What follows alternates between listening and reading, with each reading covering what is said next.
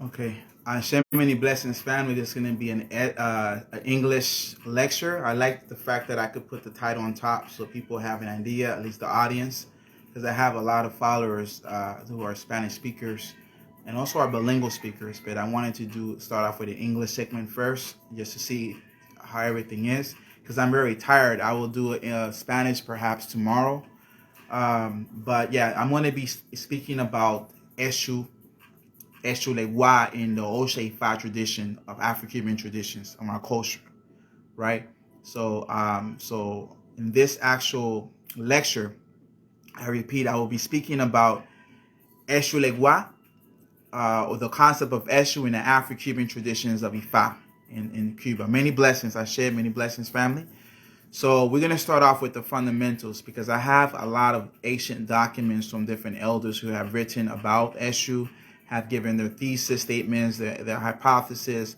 Also, us as Babalaos working practical terms, we understand the dynamic of Eshu and how Eshu functions and works. But a lot of those documents are in Spanish. So what I like to do live is give you guys different points of view of who Eshu is, because there's a lot of God's children, God's sons, and God daughters who have received, at least in my hands with me, warriors or Eshu.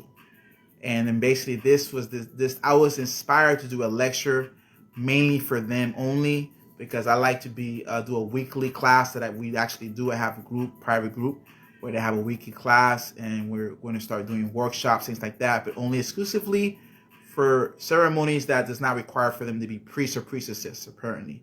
But it's just a way for me to teach them and educate them. And so yeah, it's a blessing. So we're going to start off with explaining Eshu Legua. So I'm going to break down what everyone already knows. Elegua is the first deity, or Eshu is the first deity that's given honor and respect before any other deity. In our tradition, in the Yoruba pantheon, there are several different orishas, but the first is appropriated before any other deity is Eshu.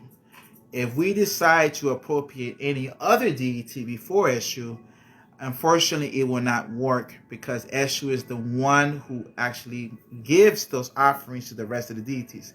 He needs his payment as well, right?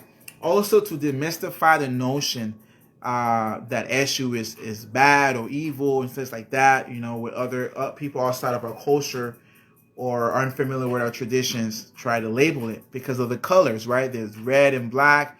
They kind of like have a Christianized perspective on their own version of devil, which has those colors, and unfortunately it warps their perception when they see another cultural representation of a different deity that has the similar colors. But in our tradition, the colors mean two completely different things. So let me start off with breaking down the name, right? The names of praises that we do to Elegba. So I have my notes here. So basically, we say Alayiki. Alayiki means the first one who guides us, we allow to guide us or direct our lives, similar to the concept of the first deity being appropriated and acknowledged, right? Also, we say Amono Segun Mapu. Basically, he who has all the wisdom of the powerful medicine. This is literally associated with the herbs of Ewe, who has a lot of knowledge and understanding. I'm not going to be quoting a lot of Odus, but unfortunately, me being a Wonibamila, I have to, because it's a public forum. So in Oshetura is where it's mentioned that Eshu is in harmony with a majority of the herbs, and his number is 3. And also it's associated with the number 13. We in numerology, we combine 1 plus 3, that equals 4. And 4 represents the 4 elements, the 4 cardinal points of the universe, or the 4 cardinal points of the voting tree of Ifa, north, south, east, and west. And also you multiply 4 times 4, that equates to 16, which is associated with the 16 mages of Ifa. And in 16 times 16 equates to 256 Odus of Ifa, which is associated with the knowledge, wisdom, and understanding of the divine source. So it houses all this information. So Eshu is not just a simple deity; it's very dynamic, right? Also, in our traditional belief system, Eshu is associated with the human body in one way or the other. We have a part of the back of our neck. We call it Eshu Nibako or Ile Eshu Nibako, the house of Eshu there, and this is where it represents also not negativity at all, but we in our lives in humanity we have a belief which is universal for everyone else. We have a good side and a bad side, right? We have the good consciousness, the bad consciousness, and we have a concept of Ori, right, which is the positive thoughts in alignment with our divine selves, and then back here is Eshu, right, where it's a divine balance, right, between our higher selves and things like that. And if we do something good in life, it's when Ori dominates Eshu and our head is up high, and we can look at someone straight in the eyes and be like, I have done nothing wrong.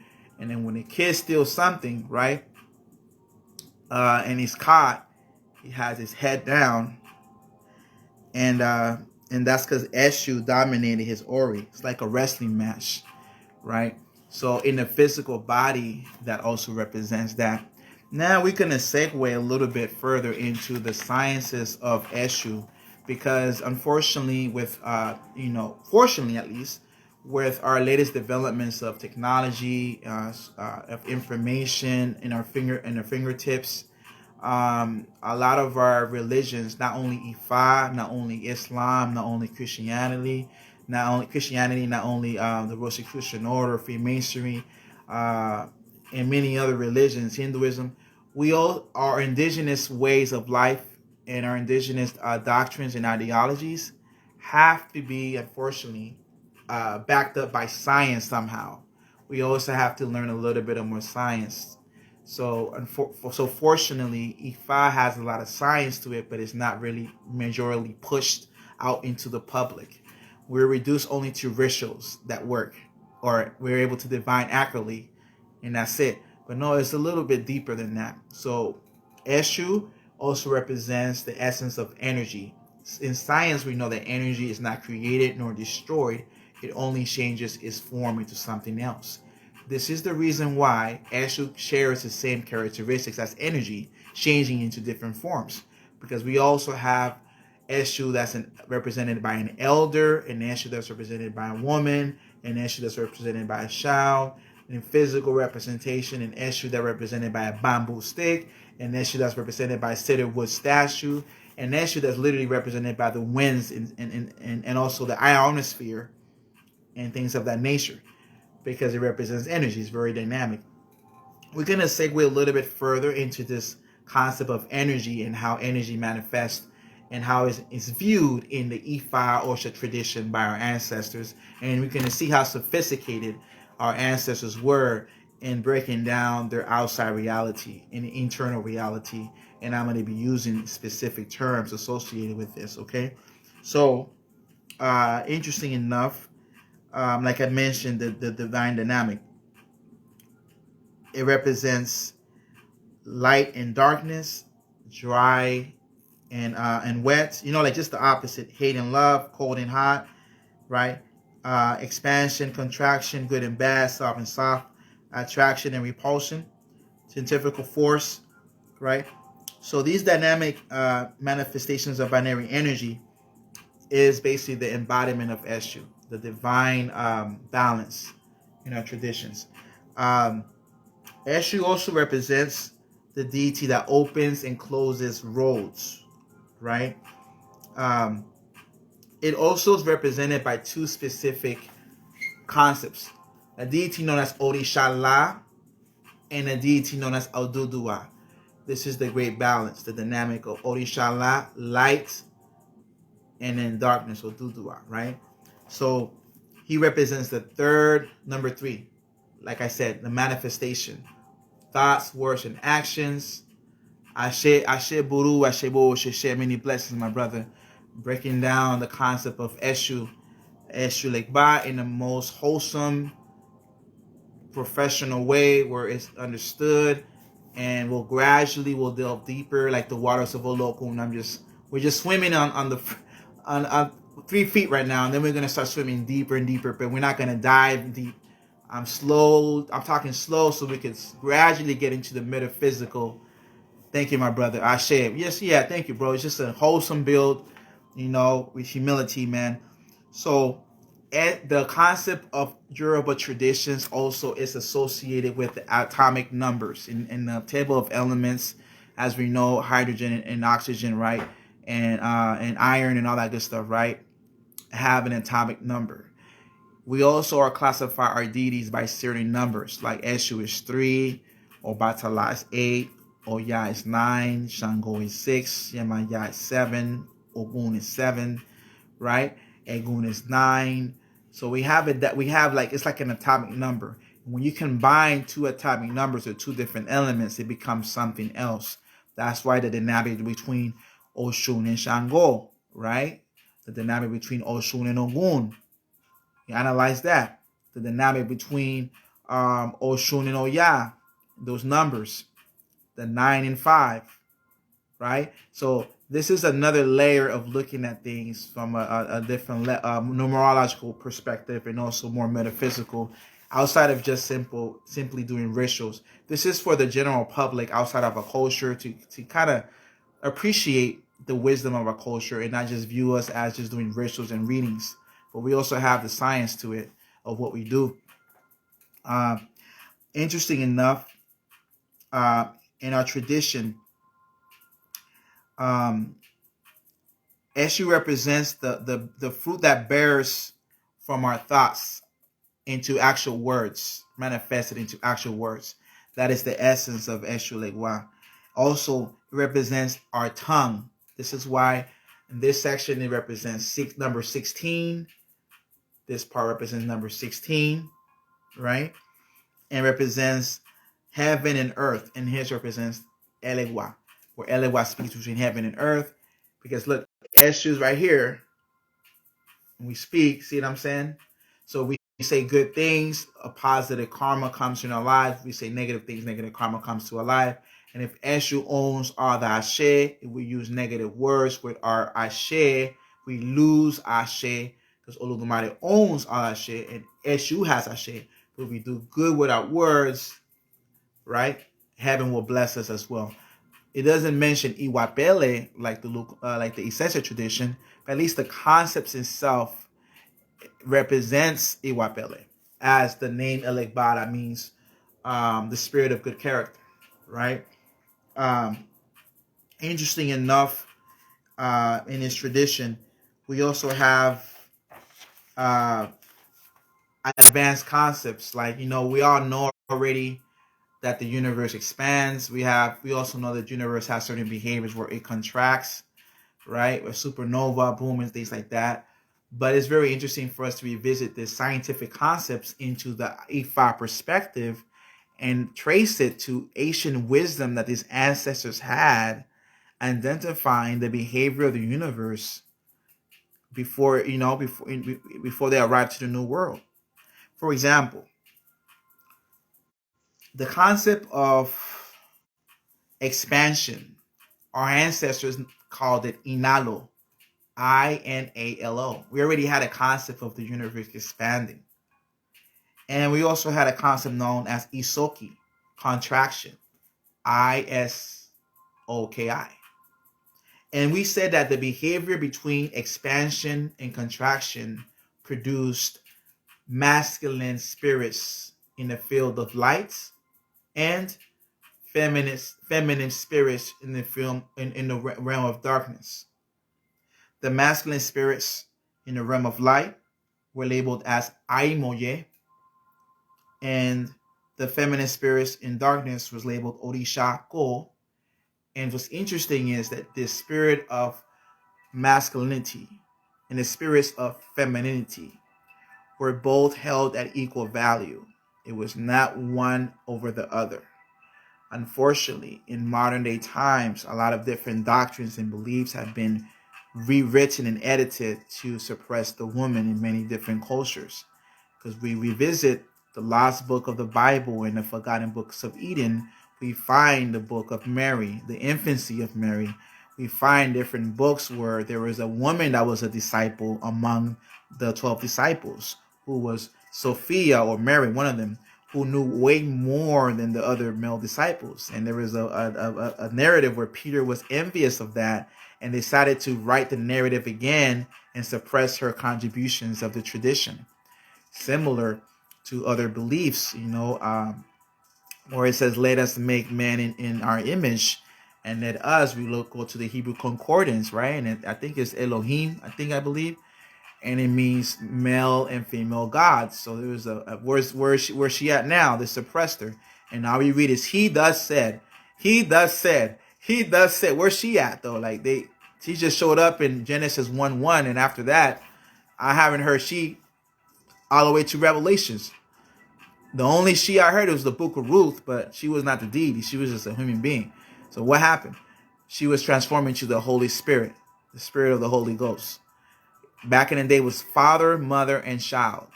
Then the Vatican said, nah, take the woman out.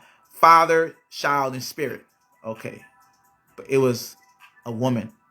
So this is to state that in our traditions, the masculine spirits and feminine spirits were held at an equal value to this day. That's why Olodumare has masculine and feminine representations. This is why we have Yemaya as the god, as a deity, a female deity. We have Oshun, Oba, Yewa, female ancestors, Egun Obini, and so on and so forth. Obatala, female avatars as well. So it's a balance has always been respected, right? This is something interesting to show and appreciate our ancestors, how they were able to incorporate ancient concepts and metaphysical concepts into their deities or idols, like some say. But this is not just idols, this is science, right?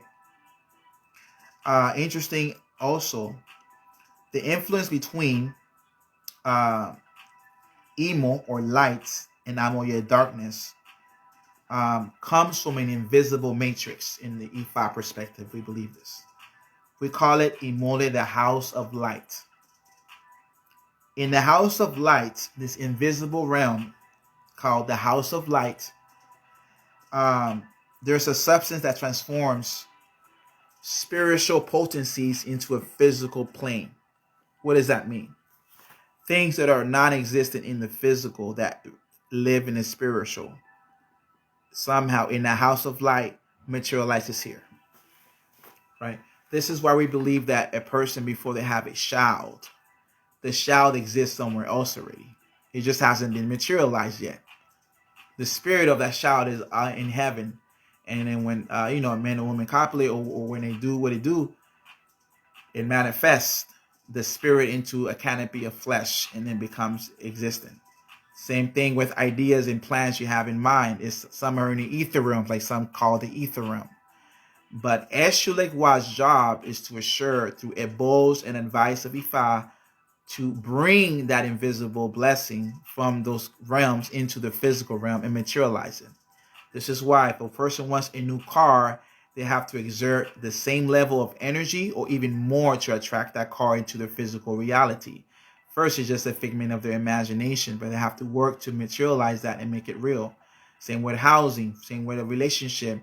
It requires work and effort to bring it forth. This is how Eshu works through ebos. So when we do ebos with Eshu Legwa, through a wooden tray, which is in our culture, Babalawo works with a bonifa. The northern side of the wooden tray represents heaven. The southern lower half, southern hemisphere of the tray represents earth, right? And the center is where Elegwa is, who navigates between heaven and earth and brings those blessings that a person is calling forth by being obedient and doing the ebo associated with their readings. This is how it works scientifically, right? Outside of just the songs, outside of just the offerings, there's a structure to this too as well. And also, Eshu was the disciple of Oromila associated with the Odu Babayo Bemei. And this is why the Babalao is the only one that can give Eshu in the realm of Ifa, right? So just breaking that down so you guys have a fundamental understanding of that. Also, what's interesting, Eshu also has a brother known as Iba Asia Akefun, at least in the Afro-Cuban local me tradition, right? But I'm not going to disclose no secrets. It's just the physical representation of this Iba Shakefun. It's a white vessel that's been consecrated. It's very interesting to study the genealogy of Eshu. We also understand that the mother of Eshu, in our tradition, we call her Anyaki, and Anyaki has 101 different versions of her. It's interesting. And Anyaki, when it's given to a priest of Orisha, Santero, Santera, or a Babalorisha, or Iworo, we say, they require a Babalao to contribute with a specific doll that's made and prepared, whether with certain elements to bestow upon that Eshu, Anyaki. Anyaki for a Babalao is different. The crown is different. I can't disclose how it looks or what we do. That's delving too deep. And for Iworo, the crown of that Eshu Anyaki, the mother of all the Eshus, is different for a Santero Santera. So there's a distinction here going on in our traditions. Also, now I'm going to break down specific terms of the different manifestations of Eshu, because globally, the Afro-Cuban tradition are aware of the Eshu that we bestow with cements, with the Kori eyes, right? The Kori mouth. In some, right? They put the feathers and the stone, all that stuff, right? And the secret elements. And that is, yes, it's an accurate way of giving Eshu from the Ikofan, Awafakan initiation levels, and also the first warriors they received by the Babalawo, Awunurumila in Afro-Cuban Oshaifa tradition. But also, I want to emphasize that Santo Hantosha, which is the Catholic representation, not representation, but it's what our ancestors associated Elegba as. And in Latin America, we all think that Santo Hantosha is the universal representation of Eshu or Elegba. But I'm going to debunk that hypothesis or view by breaking down the different kinds of Eshus that exist that cannot possibly look or be like Santo Hantosha. For example, we have an Eshu from Benin that we inherited from the Pocono people that were enslaved and brought to Cuba and had to reinitiate into the Yoruba style Ifa, as noted and documented in our history books. But they introduced a different Eshu from their land known as Eshu Afra. And Eshu Afra lives in the air. It's a different type of Eshu. It's not the crossroads like many people think, like Papa Legba or Elegua de Cruce Camino. No, this is literally the air, right? 1 second here. I have this commercial going on. Is distracting me, so I'm gonna politely close this. So yeah, so is the air. Santo Hantosha is not the air. So how could Eshu Afra represent Santo Hantosha? Impossible. Politely debunking the idea that Santo Hantosha represents Elegua in general, right? Politely, by evidence. Another Eshu, called Eshu Iyelu, is the messenger of the divine source who lives in the air, in the atmosphere. That's not Santo Hantosha. That's a whole different Eshu, right? Also, Eshu Lalu represents the Eshu of the four winds. Santo Hantosha is not a wind. It's actually a boy, right? Simply giving respectfully the evidence. Also, Eshu Boraga Galuo is an actual bird. Is Santo Hantosha a bird or a boy? Santo Hantosha is a boy. It's not a bird. So that Eshu is not Santo Hantosha. Eshu Alailoilu or Alalombe was an elder, right? Whose hair is made of goat's hair or goat beard. Does Santo Antosha has a beard or is he a boy? So, Eshu Alailoilu is not Santo Antosha. Right? Eshu Agogo is the Eshu that controls the hours of time, like the ancient Egyptian civilization or concept of Horus, hour, Keru. Does Santo Antosha control the hours? I don't think so. He's not. Eshu Agogo is not Santo Antosha. Also, Eshu Laroque, maybe, I don't know. But Eshu Laroque wears blue. He doesn't wear red or white or black like people think. Elekba, red, white, and black. And then when you see an Elekba, an Eshu wearing blue, they say that's wrong. No, it's right. It's a different Eshu called Eshu Laroque. Right? It's different. Because I see, so he be sharing this. Another Eshu called Eshu Lamula Mubata. He is a dancer and is a shoemaker. Was Santo Antosha a shoemaker? I don't think so. Right? And this Eshu requires 7 pairs of shoes consecrated and made to give honor to this Eshu. I don't know if he was, I don't think Santo Antosha was a shoemaker. I'm just sharing you information how our ancestors beautifully preserve all these Eshus verbatim. Only having Santo Antosha as the front man or front person image of the rest of all the thousands of Eshus they had. I don't know how they did it, but we're just sharing. Also, it's another Eshu called Eshu Imbamala that's covered in gourds. I think Santo Antosha's head wasn't covered with gourds, right? Or jicaras. So that couldn't be it. Also, momento. Also here, we have a Eshu Obani Wala, who is the king of the dead, like Osiris or Weser. And Santo Antosha doesn't deal with the dead. Right? Also, what's interesting here in our traditions, right? We have a concept known as Eshu Olotoyu Enu Naorum, which represents the wooden tree of Ifa, represents the universe in our traditions, divided into a north precision and southern precision, 2 portions. The northern section is, we call it Ikoleorum, which represents the sky or heaven, while the lower portion, we call it Ikoleaye, which represents the earth, right?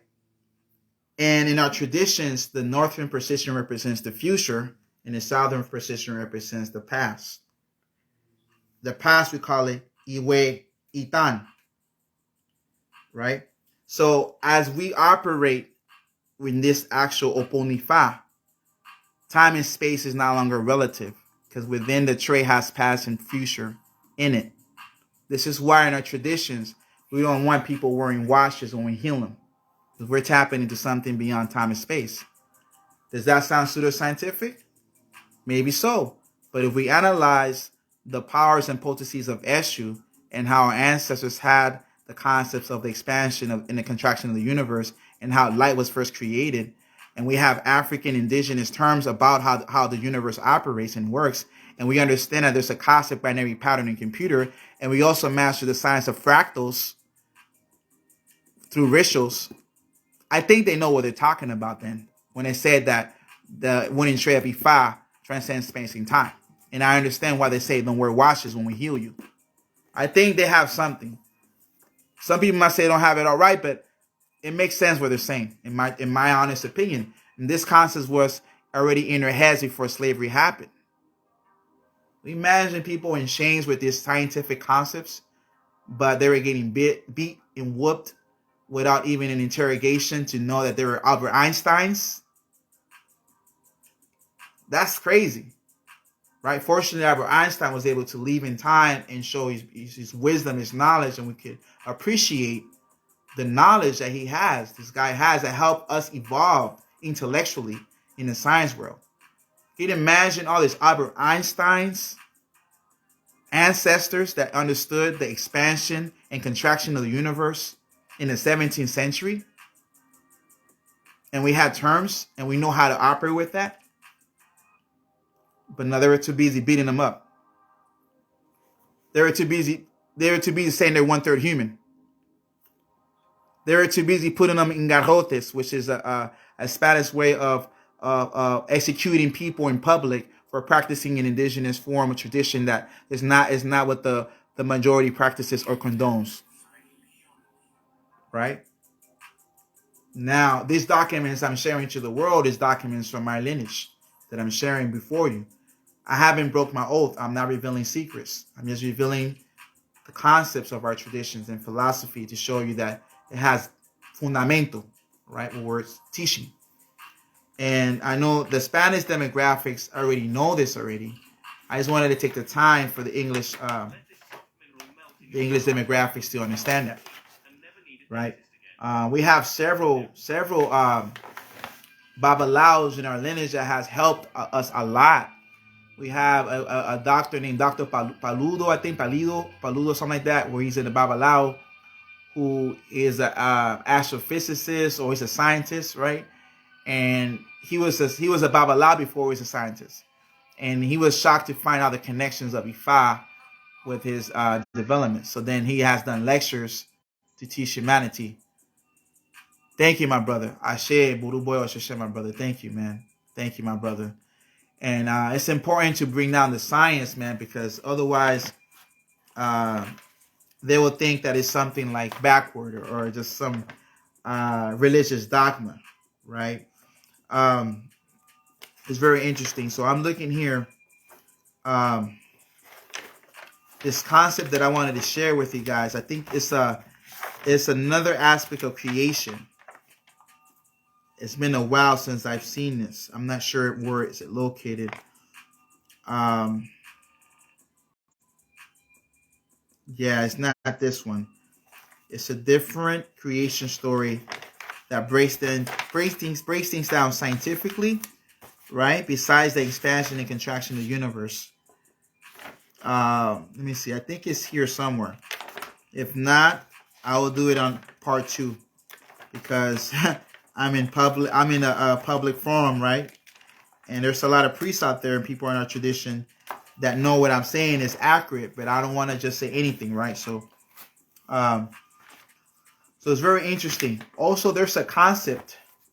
I want to give away the term so you guys understand that this is. But before I do, while it's uploading, we have a similar, easy concept of creation too. That's not so complicated. We use the egg as a symbolism of creation.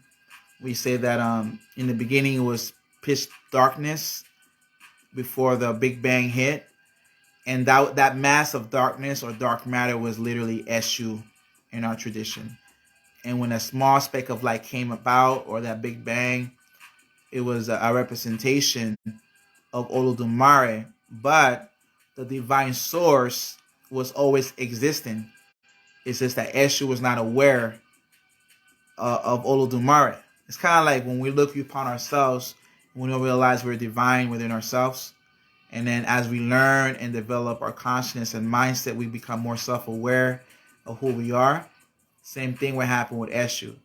This is similar to a different religion or concept from the Upanishads, I believe. The Upanishads had a belief of the self, the divine self that did not know it was by itself or alone and realized it was divine and began to gradually understand who he was. So it's a similar thing. I don't want to get too dogmatic and things like that. But I think I have the term here. Let me see. I have the term here. Because this part here just talks about the history of how Eshu has been demonized.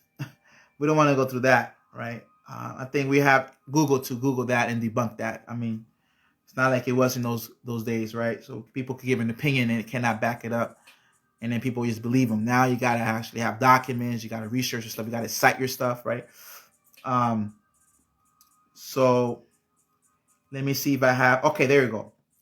So all darkness, we called it Orima, Orima, or Aima, Aimo.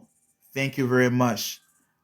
I share many blessings to all you guys. Thank you so much. Many blessings. And then this pitch blackness, Aima. In science, we already know this. That's just dark matter. We called it Eshu, the habitat of Eshu, the unseen worlds, the mysteries. This is what Eshu represents. In our tradition, those who have the authority to give this deity to humanity is literally the Babalaos, Awunoromila.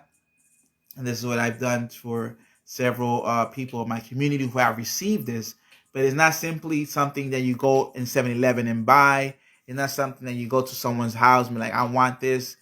I don't know how other people work, but a lot of respectable Babalaos that do the same thing I do, we literally say, before you get into this, do you know what this is about? Do you understand how Eshu operates? Are you willing to learn and visit my home and learn? If you're not willing to learn, then why would I give you this deity, this power where you don't have no idea what you have, and unknowingly breaking taboos? It's like having a roommate you don't interview, a stranger that you let them sleep in your house, and you don't even do a background check or nothing. That's kind of scary, right? So imagine a whole deity in your house, and you never took the time to learn what it was. So this is why I do this type of lives, mainly for my God's children, so they can have some consistent education or information. Some hear it, some have time, some don't pay in time to look at it, and at least that's my way of giving back to humanity by teaching those, and also those who are not my immediate God's children, people who also like to learn and engage in conversation and knowledge. But it's just a way. It's important for us to know what we have. Otherwise, we will not value it, right? We will not value it. Um, the next live, what I'm going to be doing, not in this one. It's gonna take me a couple days because I have to. I already spoke on the Odu Obeltura, which is my great grandfather of Ifa. Literally I broke down over 30 patakis. I memorized 30 patakis. Not trying to blow my own horn here, but it's hard, family.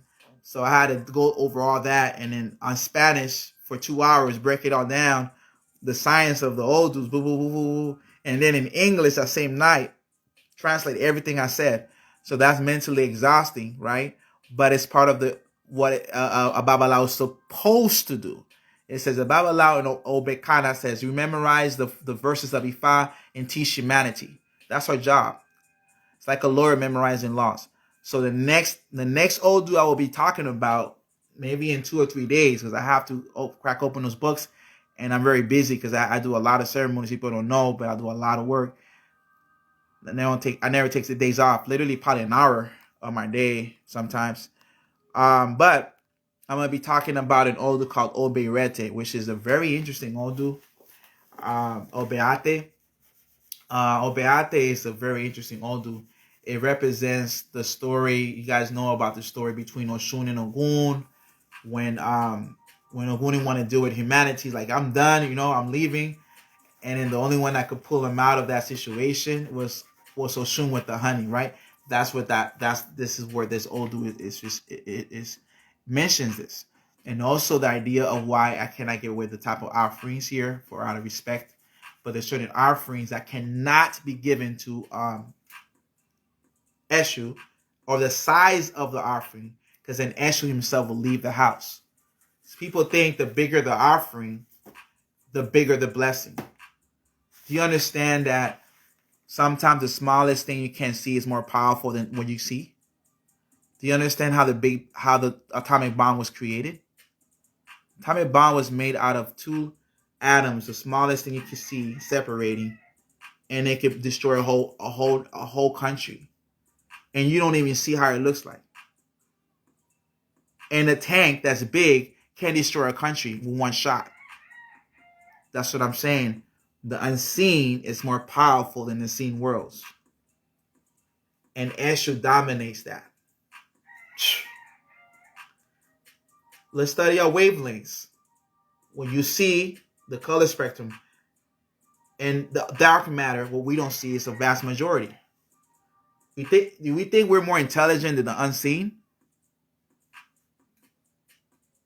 It's a lot that we don't know. That's why in our culture we say Nafunshe only God, Olodumare, and Ifa know our things, right? So it's very interesting, very interesting. So Ashe, many blessings. Yeah, so yeah, Obeate, what I'll be talking about in 2 days, it has over, to be honest with you, I have documents that has over 35 stories. So unfortunately for me, it's part of my job. I have to memorize them word for word. That's part of being a Babalao. So that's why it's gonna take me about 2 days, not like 2 days straight. I have my sometimes an hour or 2 hours free where I could do stuff. So that's why I said maybe 2 or 3 days, maybe 3 days tops. And I'm gonna memorize those 20, 30 stories, dissect it, understand what it means, and then share it in public, what I could in Spanish to the world. And then I'll do an English translation that same night or same day. And that's going to be a good educational way to teach the world that we have a body corpus, that we also have structure, that everything we do is very thorough. It's not just made up stuff. We have divine laws, many blessings, I share, divine laws and things like that of that nature. Yeah, Obeate is very interesting because it talks about the influence of different Afro-Cuban traditions. When I say Afro-Cuban, it's not I'm patenting it as just Cuban. What I mean is that there is Bantu people have influenced different religions in Cuba, the Palo Mayombe, Palo Kiyumba, Palo Briyumba, right? The Abacua, all that good stuff. Spiritism, Spiritismo Cruzado, Ifa Osha, the Benin Empire. So we have also Obeate talks about the Palo as well. Ogun Sarabanda is mentioned there. And then you say, what is Ogun Sarabanda doing in Ifa corpus? Y'all making stuff up. No. The different African beliefs were incorporated with one another, and we respected each one. We didn't disown none of them, and now they're all part of our religious body corpus. That's why we have a lot of patakis. It's wild. So, but Obeate is a powerful.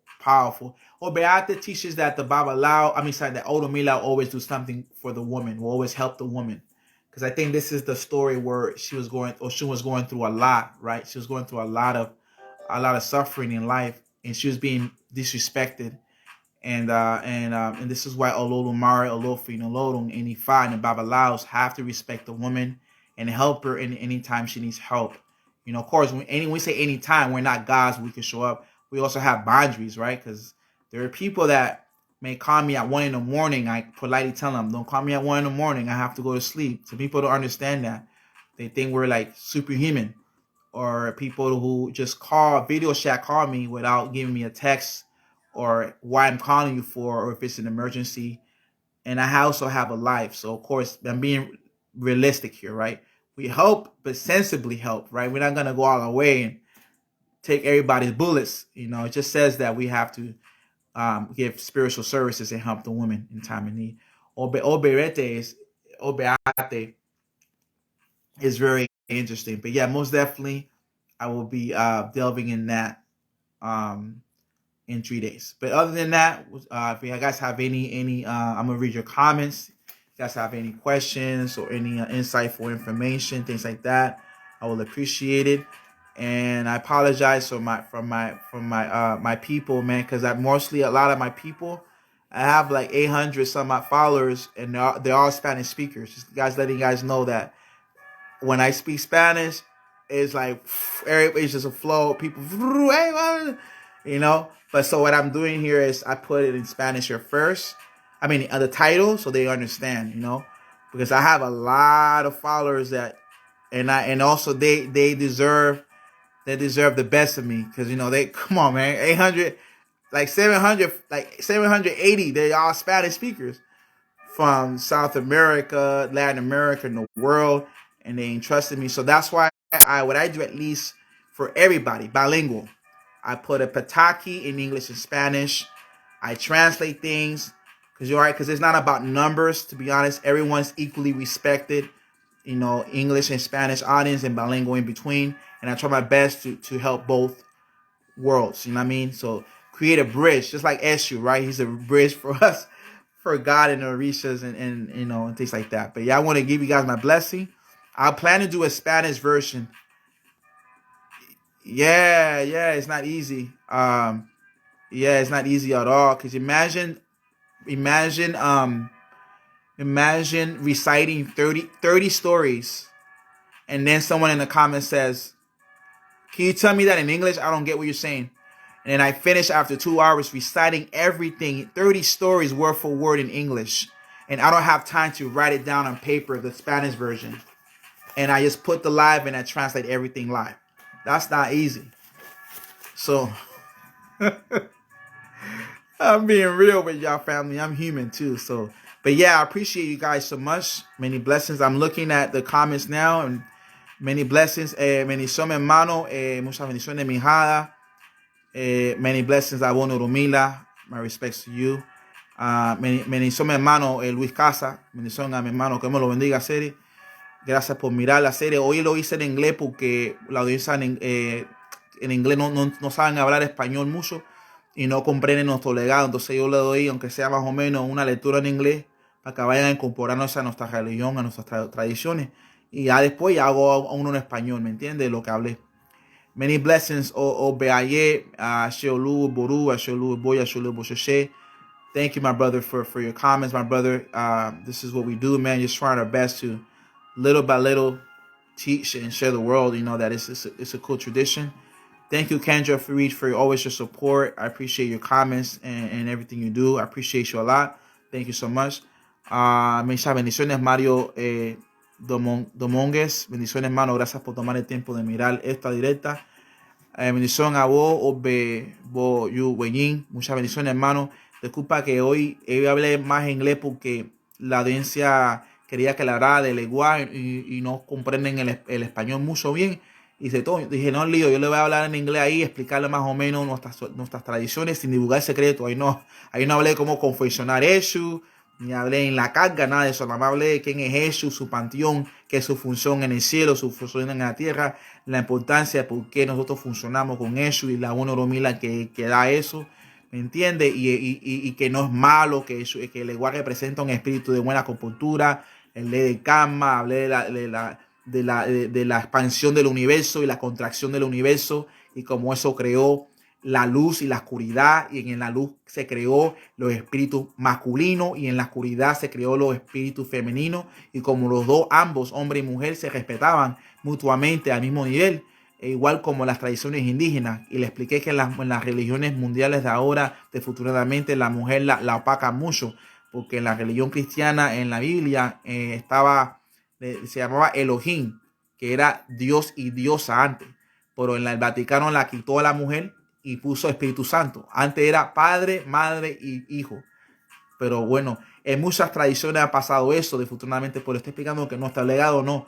La mujer siempre está al máximo nivel de respeto, como el signo Beate, o Mila hace siempre algo para la mujer. Ya están representadas las orillas mujeres, Yamayá, Osun, Oba, Igual, Osegun, Omuní, caminos de Obatalá femeninos, ¿me entiendes? Tenemos a la mujer a un alto nivel como las civilizaciones antiguas. Gracias, hermano, por mirar. Después yo hago uno en español que ya descansa, que estoy en candela. En 3 días voy a hablar de un otro Odun, pero sabes que uno tiene que memorizarse los caminos para hablarlo bien profesionalmente. Y ya en 3 días voy a hablar de un Odun ahí con unos caminos buenos.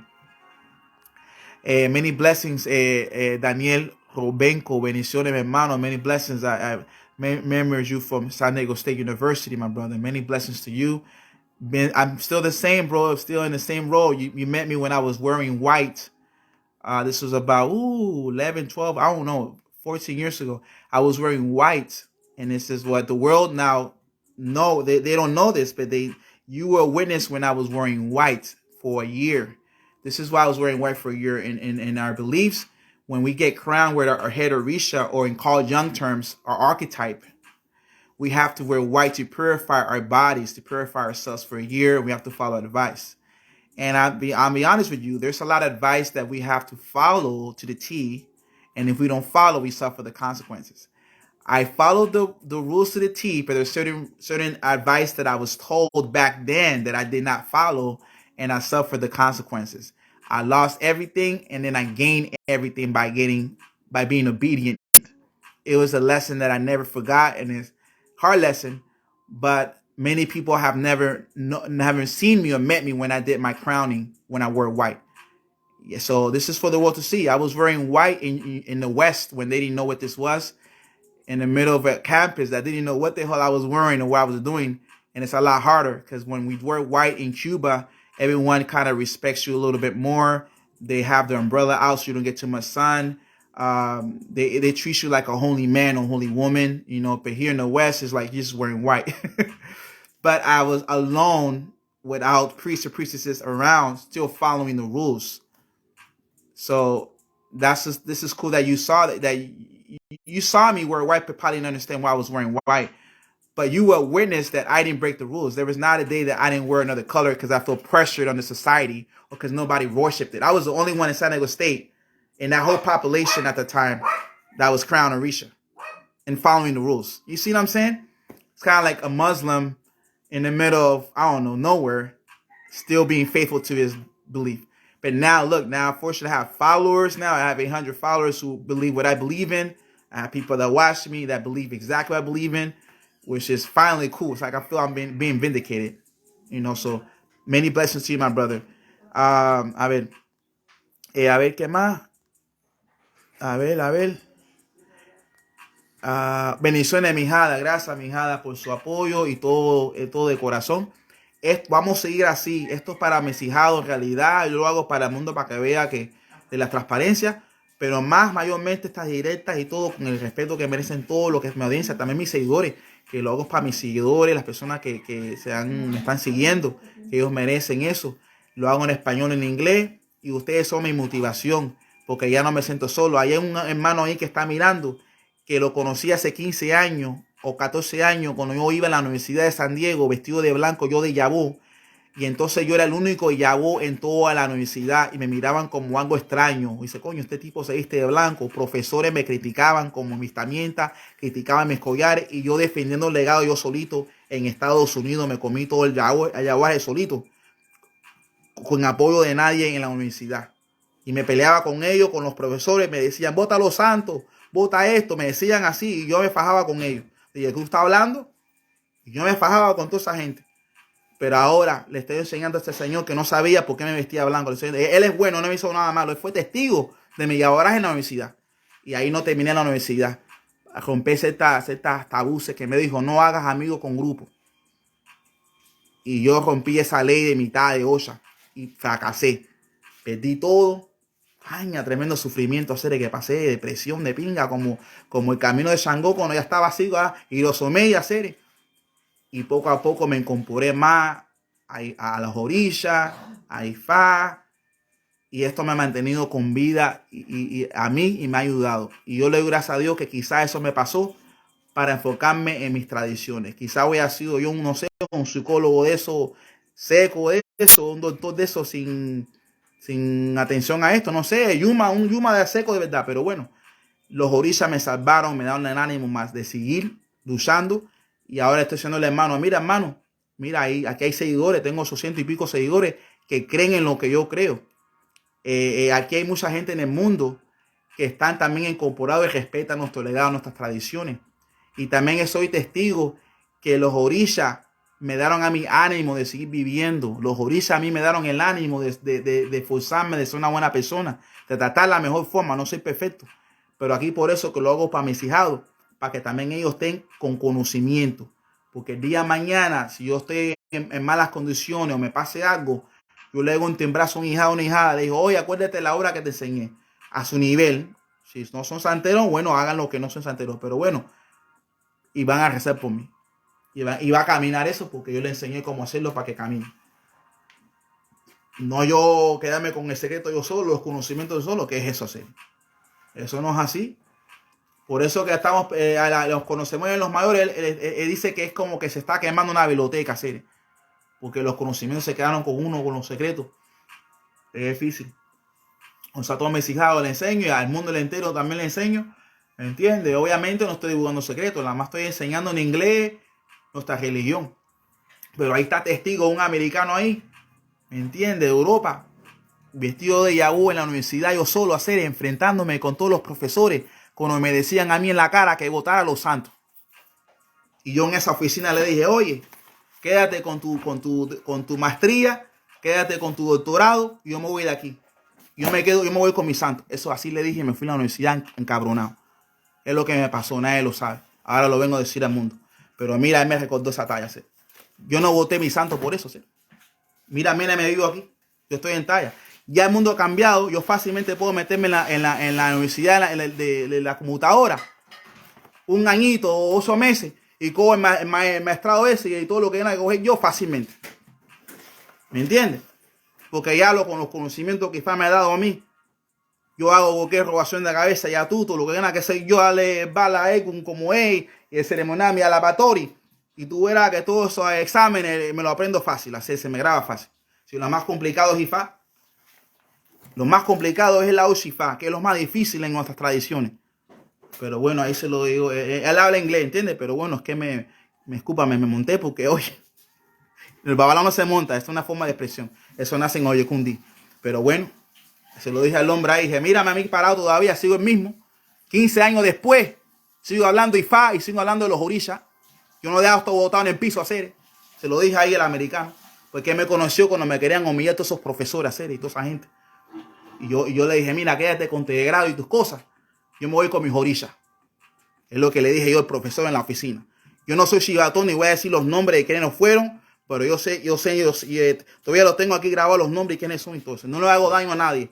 Pero mira, esa gente después yo los veo a veces en conferencia y no me pueden mirar en los ojos. Porque ellos saben, coño, este hombre siguió después de 15 años y siguió con lo mismo hacer. No dejó lo de botado. ¿Está loco hacer? Si antiguamente lo ponían en garrota hacer, lo buscaban y los mataban a hacer y la gente todavía siguen creyendo en la religión. Ahora por una opinión de un profesor voy a votar mi santo hacer, ¿está loco? No, yo lo mío va a seguir adelante hacer. Mira cómo apareció el hombre ahí. Él es testigo. No voy a decir tu nombre para que no pase la pena. Le dice, coño, mira, mi amor ya se desconectó. Ya dice, coño, el hombre no, está ahí mirando. ¿Me entiendes? Él no sabe lo que pasó tampoco. Él nada más fue testigo que fui a vos. Y yo, coño, ¿por qué se fue a la universidad? ¿Qué pasó con él? Que es un muchacho.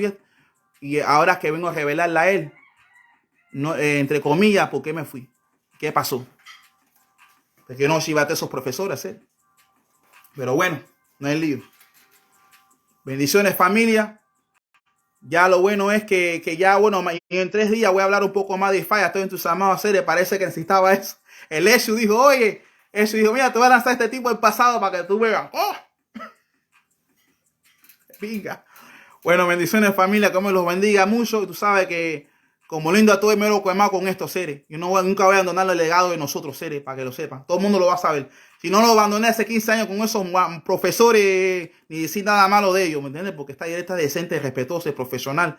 No decir nada mal de ellos, pero esta gente, ¿tú sabes de qué estoy hablando? ¿Cómo ahora voy a abandonar yo las cosas? Ahora más para adelante todavía, fuerte para adelante. Y eso se lo digo para todos mis hermanos, que sigan adelante a su legado. No se vayan a humillar por nadie, que no crean en su religión ni su legado. Ustedes lo defiendan en cualquier lugar que sea. Yo lo defendí en la boca de la universidad. Gente con doctorado. Dije, no quedas. El profesor dijo, estás loco, tú vas a abandonar esto. Me dice, vota a los santos que vas a tener un mejor futuro. Y entonces ya te liga con nosotros los cristianos y te va a dar trabajo con maestría y esto. Le dije, Cere, mira, quédate con tu maestría, quédate con todo esto. Y me fui. Yo me voy con mi santo, Cere. Así se lo dije hace 15 años a esa gente. ¿Me entiendes? Disculpa a mi familia que me estoy acentonando, pero eso pasó de verdad. Aquí está la pura que es testigo de lo que pasé yo. ¿Me entiendes? Pero no es lío. Bendiciones, familia, que me lo come con muchas bendiciones y vamos a seguir adelante. Y Boru voy a